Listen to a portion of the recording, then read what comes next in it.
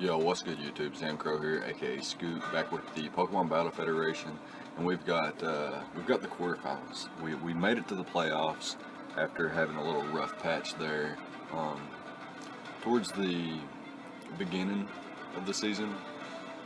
No, not necessarily the very beginning, but in week 3 and 4 we lost back to back. We had a 0-1 loss and then a 0-4 loss. In week 6 and 7, we had a 0-1 loss as well. So we've got 3 0-1 losses on the season.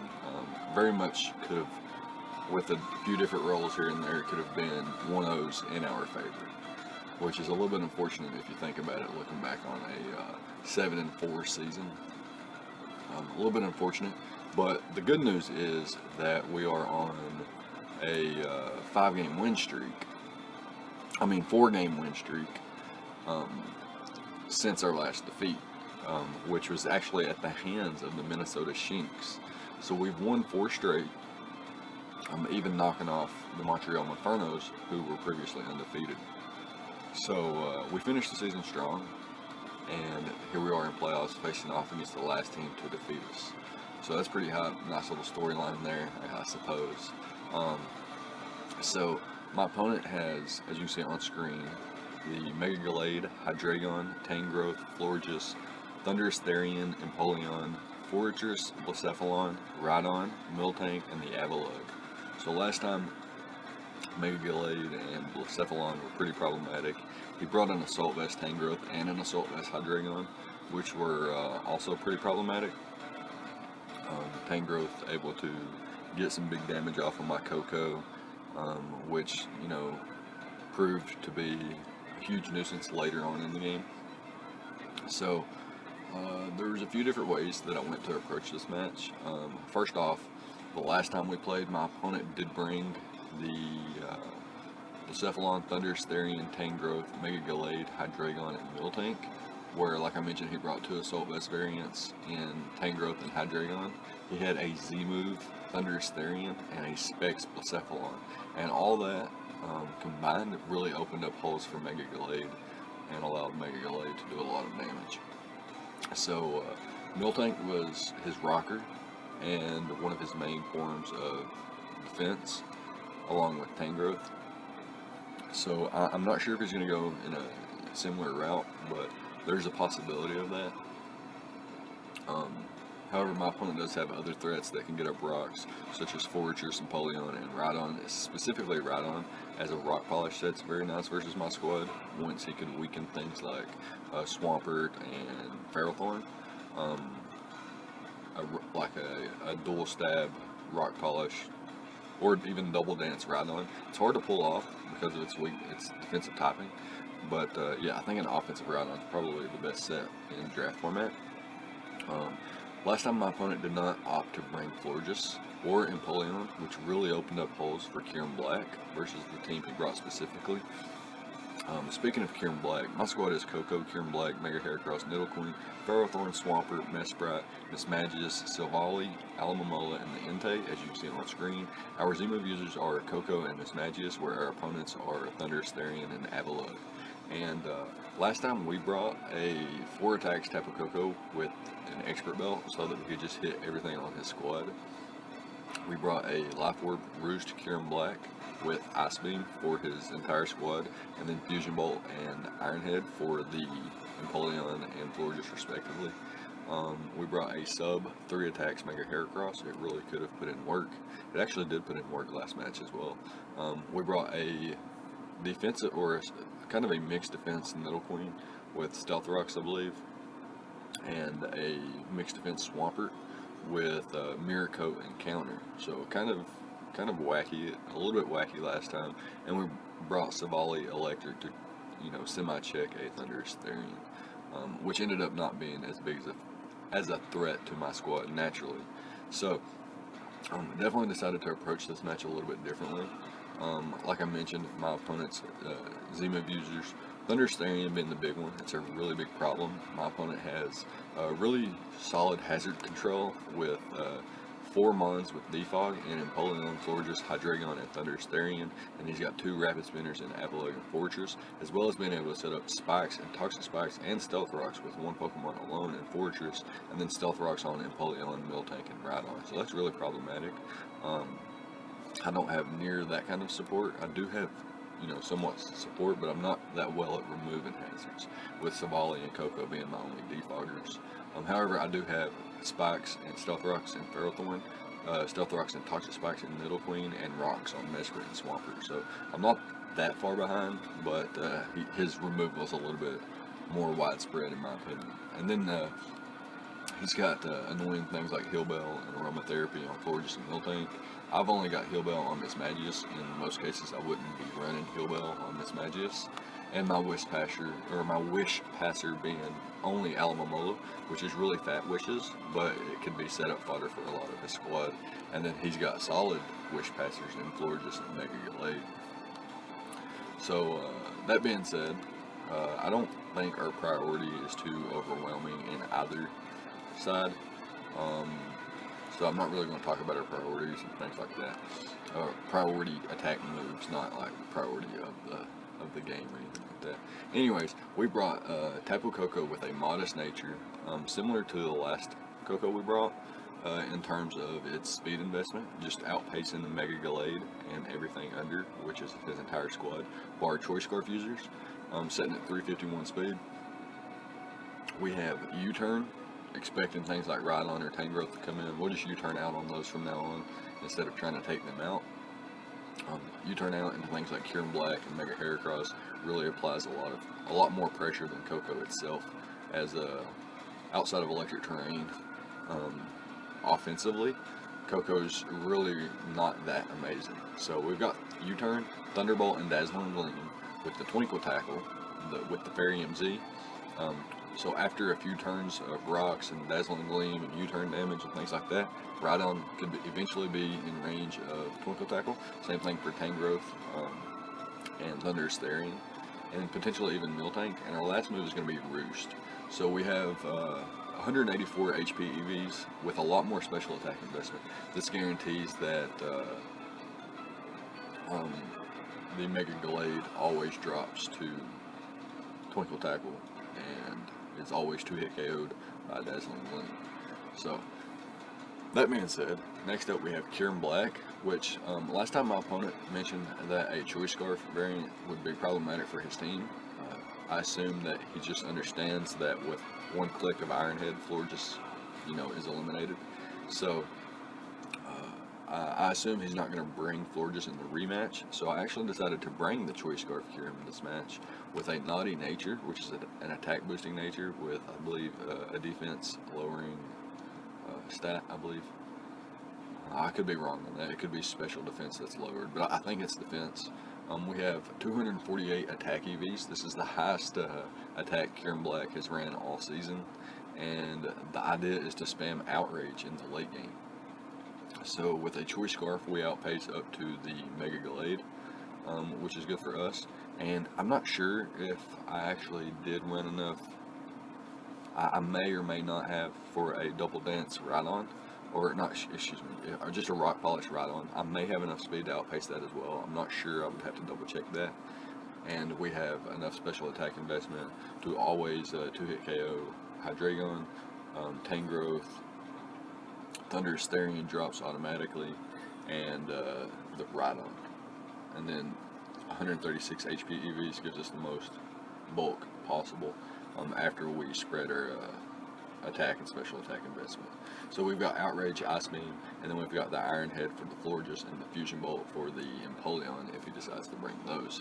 So it's going to be tough to lock myself into moves, but the idea is to just, if Florges comes, eliminate the Florges, put everything in range of Outrage, and then spam Choice Scarf Outrage in the late game. I have to watch out for a Choice Scarf Thunderous Therian with Focus Blast, Choice Scarf Hydreigon with Draco Meteor, and Choice Scarf Blacephalon with something just like a boosted Fire Blast or Shadow Ball or something.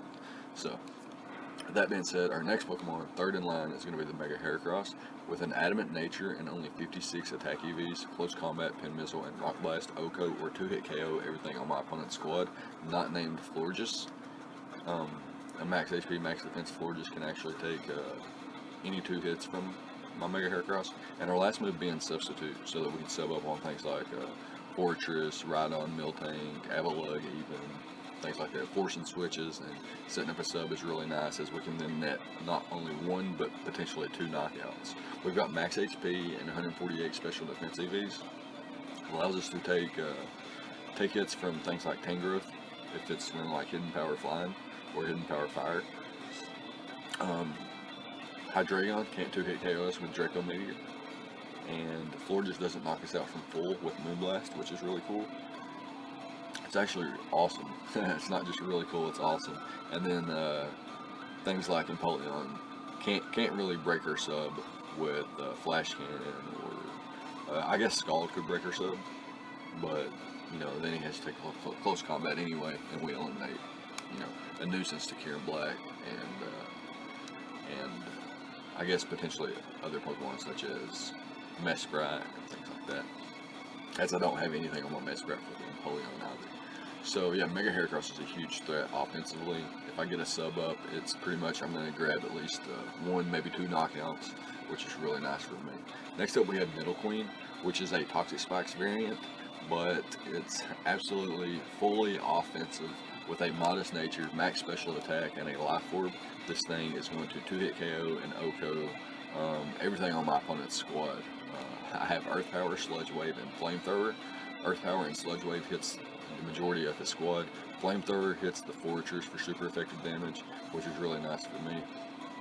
And Toxic Spikes can wear down things like Tangrowth and Miltank and even Avalugg if he decides to bring that, which is really nice for the remainder of my squad. With Nidoqueen and Mega Heracross, it's not necessarily, I do have a little bit of speed investment in both of them, just enough to outpace some certain threats, but outside of that, they are primarily going to be used underneath Trick Room, which I have on Mesprit. We'll get into that in a second. But next up we have a Rindoberry Swampert. My opponent ran Leaf Blade on Mega Gallade. He brought the Tangrowth. It's a possibility that he ranks Grass Knot on both, or either Thunderous Therian and Empoleon, as well as Hidden Power Grass on the Blacephalon. So I definitely wanted to be wary of a grass type attack, so I decided to bring a Rindoberry Swampert with a Bold Nature, 208 defense EVs, 248 HP EVs, basically max defense, with a little bit of SPDF investment, so that if Blacephalon is anything other than Specs or potentially Life Orb, it can never 2-hit KO us upon switch in, unless it's already got a boost up. And then we have Toxic, Roar, Scald, and Stealth Rock. The idea is to Toxic things like Tangrowth, Hydreigon, and then just click Scald versus everything else, and roar out potential setup threats, roar out, you know, Mons just to get Stealth Rock and Toxic Spike damage on them. And speaking of Stealth Rocks, Swampert is our Stealth Rock setter. A little bit different than last match, where we had Scald, Ice Beam, Counter, and Mirror Coat. I actually used Mirror Coat against Hydreigon, but we won't talk about that. Anyways, last but not least, we have Mesprit, which is our Trick Room setter, and this thing has Psychic and Dazzling Gleam. Psychic to hit, you know, the majority of his squad outside of Empoleon. The Dazzling Gleam is there for Hydreigon, as it could be a huge threat, especially if it's Scarf. It could be a huge threat to my Choice Scarf, Kieran Black. And I have the Cold Berry, so I can take a Dark Pulse if it comes down to it, and I can set up a Trick Room and then click Dazzling Gleam. If I don't knock it out, I'll put it in range of basically any attack from the rest of my Mons. And then our last move is going to be Healing Wish.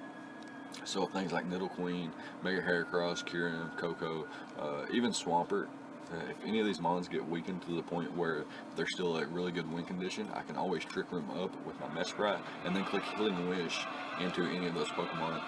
It will bring them back to full health. It will take away any status that they have and things like that. So it's a really cool tech, and we are max HP, max defense to try to take on the Mega Gallade as best as possible. So Cobra Berry over Tango Berry, because X-Scissor was going to be, I believe it's a 2-hit KO regardless, whereas Knockoff actually has damage reduced on the, after I lose my First of all, I take minimal damage thanks to my Cobra Berry. And then since I have no item, knockoff does a whole lot less, and it was just better to run the Cold Berry over the Tango Berry. And I don't expect my opponent to run X-Scissor, as getting rid of items is better generally versus my squad. And he needs dual coverage plus knockoff plus Leaf Blade makes the most sense versus my squad.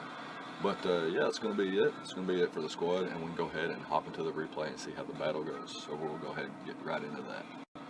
Alright, so here we are with the replay, and my opponent chooses to bring the exact same 6 as he brought in our first game, except this time he has them in a little bit of a different order. So, I'm not sure exactly how he built his squad. It looks like he went from offensive to defensive across the board, but, or defensive to offensive across the board, rather. Anyways, nonetheless, he has only one potential stealth rocker, being the Mill Tank. Has a lot of offensive prowess again, so it's going to be tough to try to combat all of it. Anyways, his only rocker is going to be the Mill Tank, and Coco doesn't necessarily match up bad versus that. And if he leads off with the Tangrowth, then I can just U-turn out. Same thing if he leads off with the Mill Tank. I can just U-turn out. I don't want to take an Earthquake. I believe he had an Earthquake last time. I don't want to take an Earthquake this time, so I will just U-turn out. See what my opponent wants to do here, and bring in my Mega Heracross. So now I can click Close Combat, net a knockout versus this thing, or I can click Sub here, as my opponent could potentially switch into Blacephalon or Thunderous Therian, or even the Mega Gallade to take a Close Combat, and then I would have a Sub up in front of said Mon. So that's what I'm actually going to do, is just click Sub here and see what my opponent wants to do. Actually goes for the Body Slam, doing a nice 21%, but he gets the Para, so that's really unfortunate for me. Thankfully, it only does 21%, so I'm still in a prime position to net 2 knockouts, bar getting fully paralyzed. So he brings in his Mega Gallade here, and Pin Missile's a roll, depending on his investment, but it does nice 20% there on the first 2 turns, and then a nice 23% on the second turn. So that was really nice for us, able to pick up 2 knockouts there with Mega Heracross. Then our opponent brings in the spooky clown here. He gets a huge Shadow Ball off and is able to 2-hit KO us with that move. So I'm forced into my Kyurem Black, as I know Coco outspeeds. I know he is, first of all, I know he is Choice Specs based on the damage he did to my Swampert, and now he's Choice Specs +1 special attack. So if my Coco doesn't knock him out with Thunderbolt, then I would drop to the following Shadow Ball.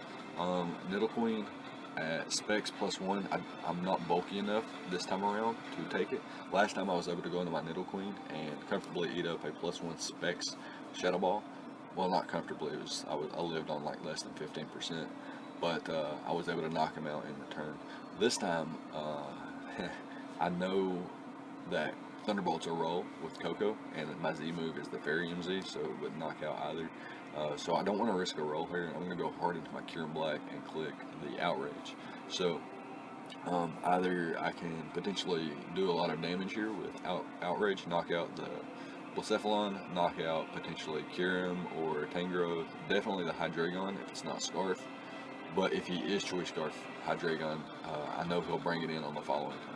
So I'm going to click the Outrage here, and I do land, obviously. I knew my opponent wasn't Choice Sash as well, or excuse me, Focus Sash as well, because the Specs damage. Anyways, he Revenge Kills me with the Hydreigon, which gives me my Mesprit, and what I can do here is set up a Trick Room, and then Healing Wish into my Mega Heracross. As you can see, that gives me my Mega Heracross underneath Trick Room with 3 turns left and 3 Mons left. So here it comes down to what my opponent wants to do. How does my opponent want to win? So I saw a couple different outs for my opponent. Here my play is to click Pin Missile, and my opponent could switch into the Thunderous Therian, predicting that. So what I instead opted to do was just click Sub here, predicting my opponent to switch out to the Thunderous Therian, in which he would be forced to break my sub, and I could knock him out with the Rock Blast, and then he would have 2 Pokemon that drop to Pin Missile, or the combination of Coco and Nidoqueen. So I'm going to sub here as my opponent underspeeds, under trick room. Makes sense. Goes for the hidden power fire, I believe, because I have the feral thorn and it didn't do as much as hidden power flying would do. And here I can click pin missile, and it reveals to be able to knock him out here. Get a crit there on the last turn, but I had 2 hits left anyway at that point, so I would have been able to knock him out with 1 more hit anyway, despite no crit. He brings in his Hydreigon, and I go for the close combat there and knock that thing out underneath the trick room. So now I realize that my opponent didn't want to play around with the trick room turns. He either accepted defeat or was banking on a miss, and he does reveal to be banking on a miss as he goes for the nasty play here.